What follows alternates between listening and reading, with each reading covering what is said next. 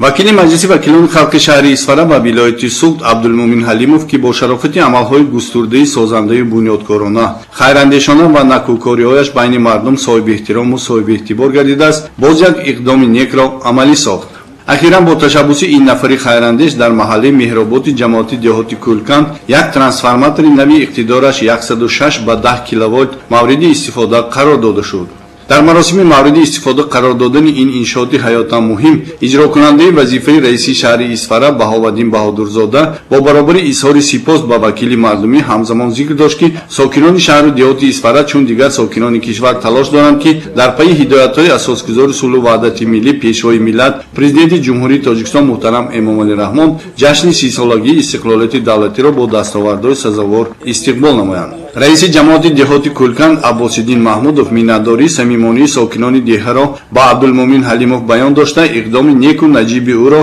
шоистаи таҳсин ва ибрату пайравӣ донист. ин иқдоми созандаи вакил боис гардид ки мушкилоти мардуми маҳаллаи навбунёд саҳл гардида беш аз 350 хоҷагии аҳолӣ бо барқи хушсифат таъмин карда шаванд. باید ذکر نمود که کارهای وصل و نصب و بکاراندازی تجهیزات نو را متخصصان جمعیت سهامی شبکه‌های برقی اسفاره با صفت بلند انجام داده از زیر ایستگاه کلکند تا ایستگاه ترانسفورماتوری توسط 20 عدد سیمچوب‌های آهن و بتونی به مسافه زیاده از 3 کیلومتر خط برق کشیدند. بنابر سخنان رئیس جماعت دهات کلکند این هشتمین ترانسفورماتور است که دوام یک سال اخیر با دستگیری و سهمگذاری عبدالمومن حلیموف در اینجا نصب کرده می شود. قبلا با خواهش و درخواست ساکنان جماعت‌های دهات کلکند و چیلگزی در محله‌های باغداری، سعدی، شیرازی، غزلان، نواباد، قلعچه، شهرک و نواباد بالای این جماعت‌ها ترانسفورماتورهای نو نصب و ترانسفورماتورهای کهنه با ترانسفورماتورهای اقتدارشان زیادتر عوض کرده شده بودند. مورد ذکر است که سهم و نقش عبدالمومن حلیموف در آبادانی شهر